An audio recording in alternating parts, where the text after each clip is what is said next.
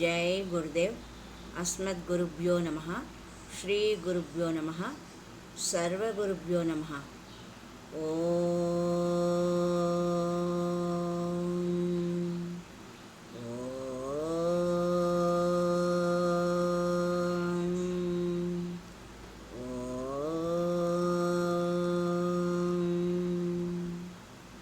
మాతృదేవో భవ.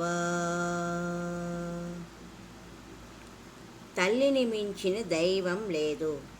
తల్లి అందరికీ మొట్టమొదటి దైవం. లోకమనే గుడిని చేరుకోవడానికి మాతృదేవత తొలిమెట్టు. చిన్నప్పుడు తల్లి ఒడియే పసిపాపకు దేవాలయం. ఎవరి రుణం ఏదో విధంగా తీర్చుకోవచ్చు కానీ నవమాసాలు మనలను గర్భంలో మోసి అసహ్యపడకుండా మలమూత్రాదులు ఎత్తి శుభ్రం చేసి మన అభివృద్ధిని ఎల్లప్పుడూ కోరుకునే అమ్మ రుణం తీర్చుకోవడం ఎవ్వరికీ సాధ్యం కాదు. ఉపాధ్యాయాన్ దశాచార్య ఆచార్యాణం శతం పిత సహస్రస్తు పితॄన్మాత గౌరవేణాతి రిచ్యతే అని మనువు తన మనుస్మృతిలో వివరించారు. 10 ఉపాధ్యాయుల కన్నా ఒక వంశాచార్యుడు అధికుడు.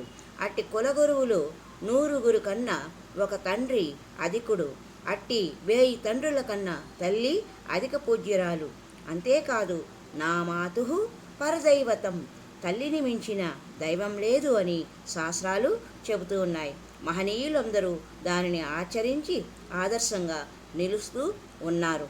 శంకరాచార్యుల వంటి జగద్గురువులు కూడా కుపుత్రో జావేత్ క్వచిదపి కుమాత నా భవతి అని మాతృదేవతను ప్రశంసించారు. దుర్మార్గుడైన కుమారుడు ఉండుగాక చెడ్డ తల్లి మాత్రం ఎక్కడా ఉండదని తన అపరాధ క్షమాపణ స్తోత్రంలో వివరించారు. చెడ్డ తల్లి మాత్రం ఎక్కడా ఉండదని చెప్పారు. వేదం కూడా అమ్మకు మొట్టమొదటి స్థానము ఇచ్చింది. భార్య మాట విని కన్న తల్లిని కొట్టడానికి వచ్చిన కుమారునికి కాలికి దెబ్బ తగిలితే అమ్మా అంటాడు. కుమారునికి తగిలిన దెబ్బ చూచి, కొడుకా, ఆ దెబ్బ నాకైనా తగిలితే బాగుండు అని ఏడ్చిన తల్లి కన్నీటికి విలువ కట్టగలవారు ఉన్నారా ఈ లోకంలో? తాను తినడానికి లేకపోయినా కన్న కొడుకు కడుపు తడిమి భోజనం పెట్టే అమ్మ ప్రేమకు మించిన అమూల్యమైన వస్తువు ఈ లోకంలో లేనే లేదు. అందుకే హితప్రదాయిని ఇలా అంటుంది: భూ ప్రదక్షిణ షట్కేణ కాశీయాత్ర యుతేన చ సేతుస్నాన సతైర్యశ్చ తత్ఫలం మాతృవందనే.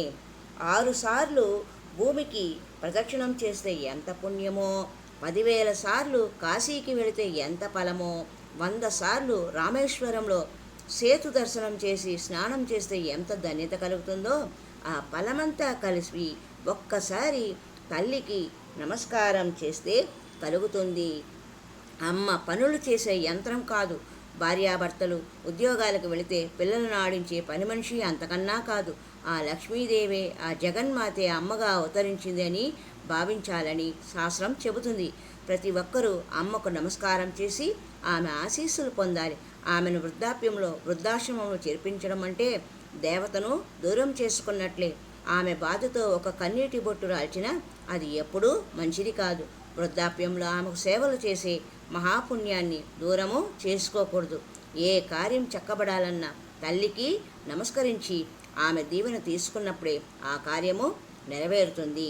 భగవాన్ రమణ మహర్షి తల్లి అళగమ్మ ధర్మాత్మురాలు, భక్తురాలు. ఎవరికీ చెప్పకుండా ఇల్లు వదిలి వెళ్ళిపోయిన కొడుకు విషయమై తల్లి ఎంతో దుఃఖించింది. చివరికి ఆ కుమారుని ఆచూకీ తెలుసుకున్నది. ఓడలు గట్టిన జుట్టుతో కృషించిన దేహంతో ఉన్న కుమారుని చూసి కుమిలిపోయింది. ఇంటికి తిరిగి రమ్మని బతిమాలింది. కుమారుడు రాడని తెలిసి వెనుదిరిగింది. ఎంతో మానసిక శోభను అనుభవించింది. భర్త గతించిన తర్వాత తన కుమారుని వద్దకు చేరింది.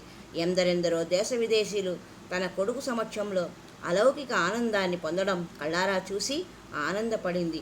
అంతటి మహనీయుడిని లోకానికి ప్రసాదించిన తల్లిగా గౌరవం పొందింది అళగమ్మ. తల్లి పట్ల రమణ మహర్షి శ్రద్ధ, ప్రేమ సాటి లేనిది.